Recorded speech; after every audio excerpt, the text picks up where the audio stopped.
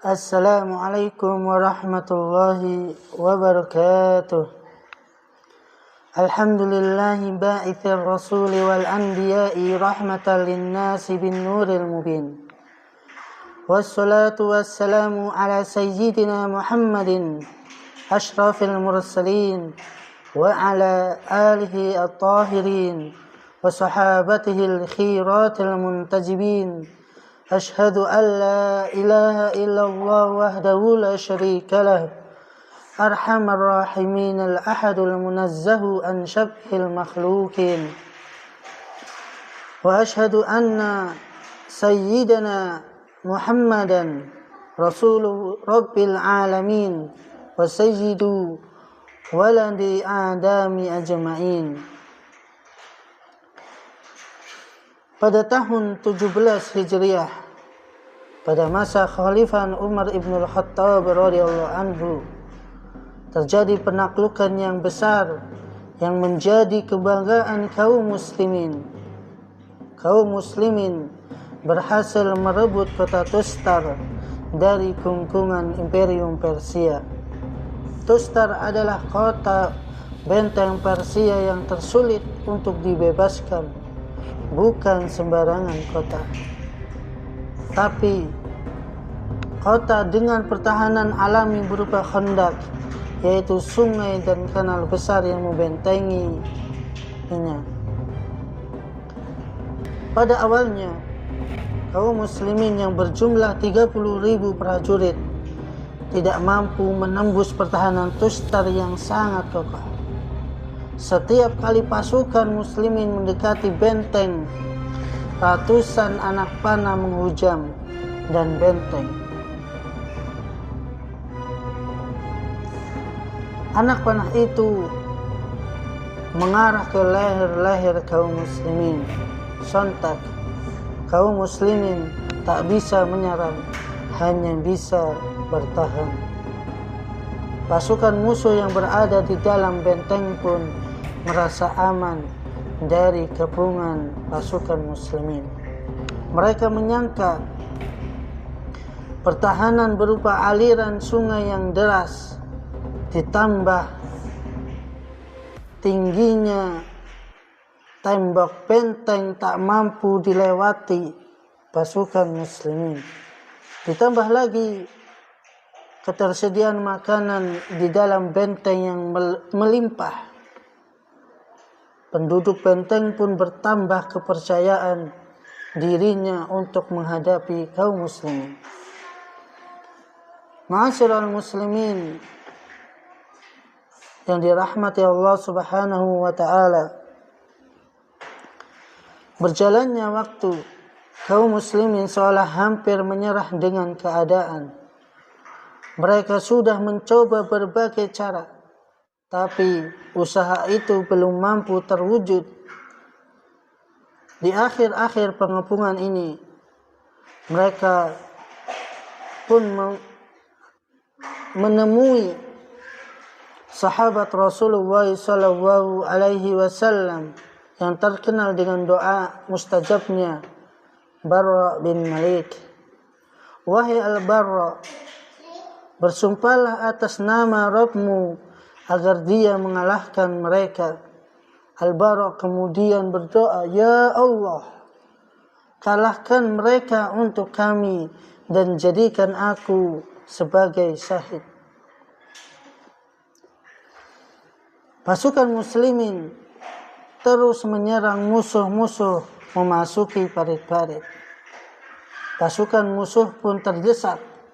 Ketika posisi terjepit, dua prajurit dari mereka menyerah dan memberitahukan di mana celah yang bisa dimasuki untuk menyelinap ke dalam benteng. Celah itu berada di tempat keluarnya air.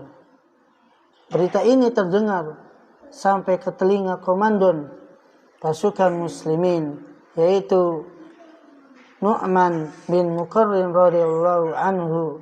Sang komandan mengutus prajurit elitnya untuk membuka pintu gerbang yang tersembunyi. Mereka pun akhirnya memasuki pintu gerbang kota dari tempat itu. Pertolongan Allah pun hadir.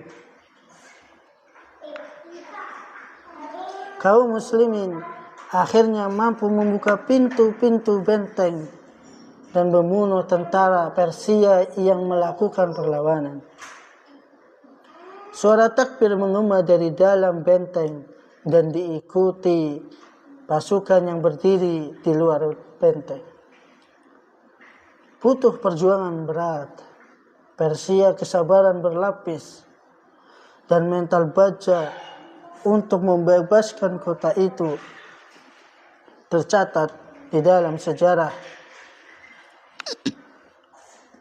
Kurang lebih 1,5 tahun atau 18 bulan lamanya pasukan muslimin mengepungnya.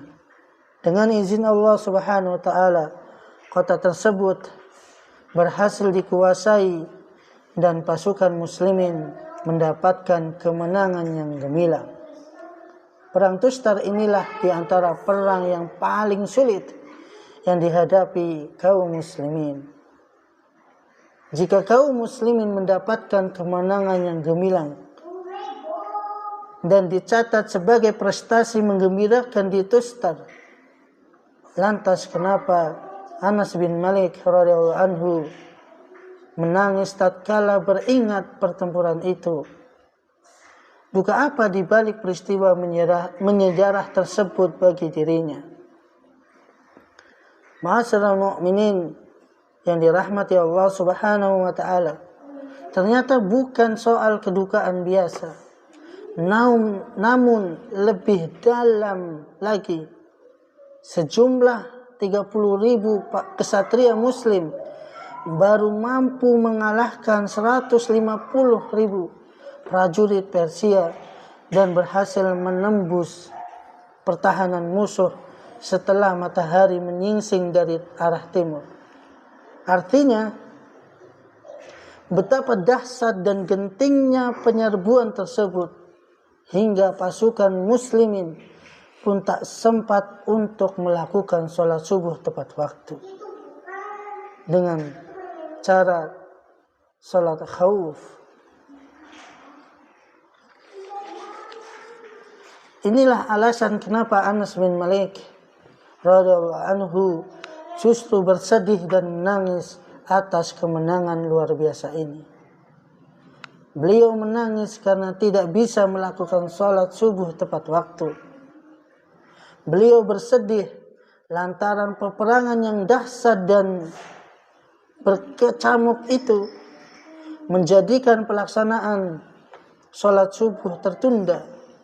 Untuk itulah setiap kali Anas bin Malik mengingat kemenangan itu, dia lantas berujar, "Wa ma tustar laqad dha'at minni salatus subhi wa ma wadittu anna li dunya jami'an bihadhihi shalah." Apalah artinya kemenangan gemilang di benteng Tustar itu? Sungguh pada saat kemenangan itu aku kehilangan waktu sholat subuh. Seandainya seluruh dunia ada di genggamanku, tak akan pernah bisa melebihi agungnya sholat subuh tepat waktu. Bisa dilihat di dalam kitab Mawsu'atu Al-Akhlaq wa Az-Zuhd wa Ar-Raqa'iq jilid 1 halaman 136. Ma'asyiral muslimin yang dirahmati Allah Subhanahu wa taala. Hikmah apa yang bisa kita ambil dari peristiwa bersejarah ini? Anas bin Malik radhiyallahu anhu menangis dan menyesal atas keterlambatan sholat subuh. Padahal jelas dalam kondisi uzur, bahkan nyawanya terancam karena berada di tengah kecamuk peperangan Tustar. Adapun kita hari ini merasa ringan dan tidak merasa kehilangan manakala terlambat menunaikan sholat subuh pada waktunya. Begitulah kiranya bagaimana nilai sholat subuh bagi para pendahulu kita. Betapa kuatnya mereka menjaga waktu sholat subuh. Besarnya perhatian